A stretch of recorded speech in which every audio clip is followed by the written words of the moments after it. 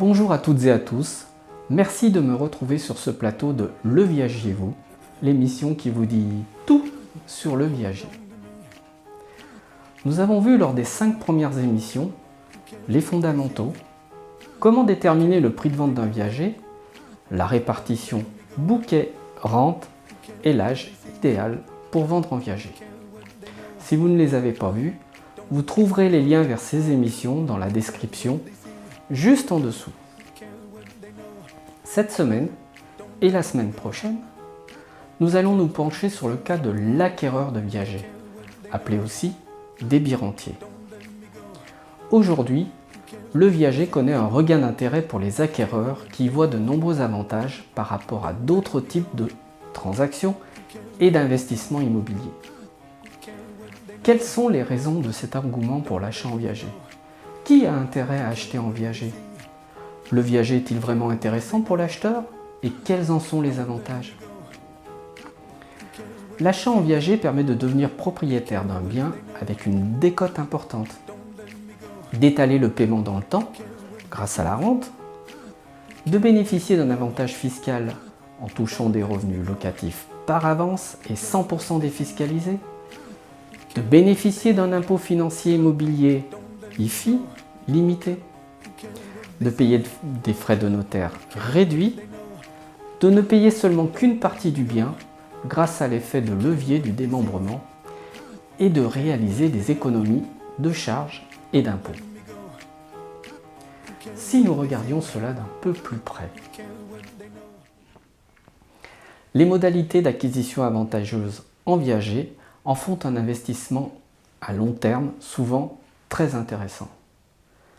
Tout d'abord, acheter en viager permet de bénéficier d'une décote à l'achat comprise entre 20 et 60% du prix du bien, car le vendeur continue d'occuper son bien.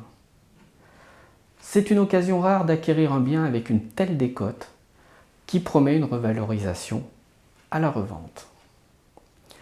Dans une vente en viager occupé, le vendeur reste vivre chez lui et conserve soit le droit d'usage et d'habitation, DUH, qui permet au vendeur d'habiter son bien et de l'entretenir, et à l'acquéreur de payer alors une partie des travaux, l'impôt foncier et les charges d'entretien, soit l'usufruit, qui permet au vendeur d'habiter le bien et de le louer. L'acquéreur dans ce cas ne paye quasiment aucune charge, aucun impôt, ni aucun travaux, bénéficier d'une belle décote, mais le vendeur est libre de mettre son bien en location dans les conditions définies par lui. Alors attention, si la conservation de l'usufruit paraît plus intéressante financièrement pour l'acquéreur, puisqu'il réalise ses économies de charges d'impôts et de travaux, la liberté de location laissée au vendeur peut s'avérer risquée pour l'acheteur, qui pourrait se retrouver avec un locataire qu'il n'a pas choisi, un loyer qu'il n'a pas fixé et un bail qu'il n'a pas rédigé, d'autant plus que la résiliation d'un bail en cours n'est pas chose aisée dans la loi française. Dans l'immense majorité des cas, les vendeurs en viager choisissent de conserver un droit d'usage et d'habitation car ils n'ont pas l'intention de mettre leur bien en location et cela leur permet de réduire leurs charges, leurs coûts de travaux et leur imposition. Ce droit conservé par le vendeur a une valeur car pendant la durée d'occupation, l'acheteur ne peut ni habiter le bien ni le louer. Or, le vendeur qui occupe sa maison est finalement assez semblable à un locataire qui ne paierait pas de loyer et l'acquéreur assez semblable à un bailleur qui n'en toucherait pas non plus. En fonctionnant par analogie, on peut considérer que la décote d'occupation est équivalente au loyer versé par le vendeur pendant sa durée de vie. Je vous invite à regarder mes précédentes émissions pour avoir plus de précision sur ce sujet. Les liens sont dans la description juste en dessous de cette vidéo. Cette décote d'occupation est donc calculée selon l'espérance de vie du vendeur.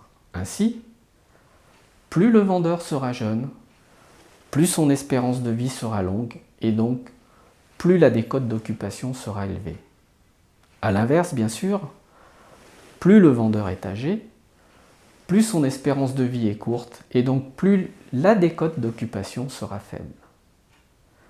Sachez que la décote d'occupation peut quand même varier entre 20% pour des vendeurs âgés de plus de 90 ans et jusqu'à 60% pour des vendeurs de moins de 70 ans. Par exemple, pour un bien vendu par une femme de 76 ans, la valeur économique du droit d'usage et d'habitation, c'est-à-dire la décote d'occupation, sera égale à environ 40% de la valeur du bien, soit un achat à 60% de la valeur réelle de ce même bien. Acheter en viager permet d'étaler le paiement du bien dans le temps. L'achat en viager permet à l'acquéreur ou débit rentier d'échelonner le paiement dans le temps grâce aux modalités de paiement spécifiques. En effet, le prix d'un viager est payé de deux façons. Par le bouquet, qui est le montant payé comptant le jour de l'acquisition, et la rente, somme versée chaque mois jusqu'au décès du vendeur. Le bouquet est fixé librement par le vendeur en viager, appelé crédit rentier, et il est souvent compris entre 10 et 30% de la valeur totale du bien. Le bouquet et la rente représentent donc une facilité de paiement pour le débit rentier car il ne verse pas l'intégralité du prix le jour de la signature, mais il l'étale dans le temps sans subir les divers frais d'assurance et intérêts d'un prêt bancaire. Acheter en viager permet de bénéficier d'un double avantage fiscal. Il perçoit les loyers par avance, 100% des fiscalités, et son bien ne rentre pas en totalité dans l'assiette imposable au titre de l'impôt sur la fortune immobilière, IFI. En effet, lors de l'acquisition en viager occupé, le vendeur conserve un droit d'usage et d'habitation et, ou plus rarement, un usufruit. La conservation du droit d'usage et d'habitation donne lieu à une décote d'occupation. Autrement dit, le jour de la signature de l'acte authentique, l'acheteur reçoit l'intégrité des loyers payés par le vendeur sous forme de réduction de prix. Or, fiscalement, ces loyers ne sont pas considérés comme un revenu locatif et échappent donc à l'impôt sur les revenus fonciers.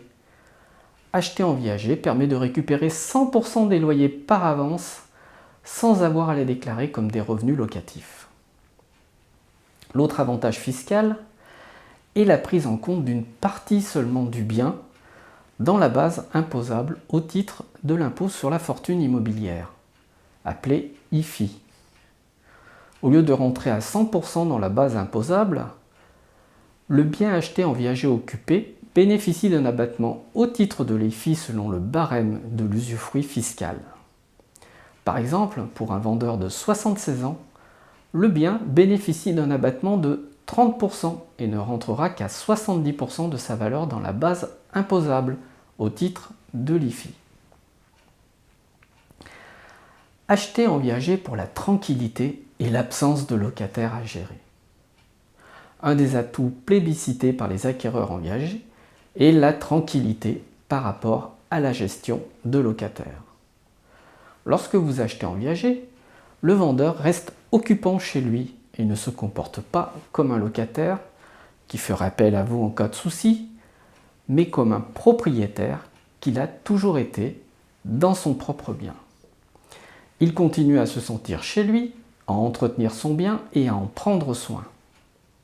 Par ailleurs, vous n'avez pas de changement d'occupant comme il y a des changements de locataires.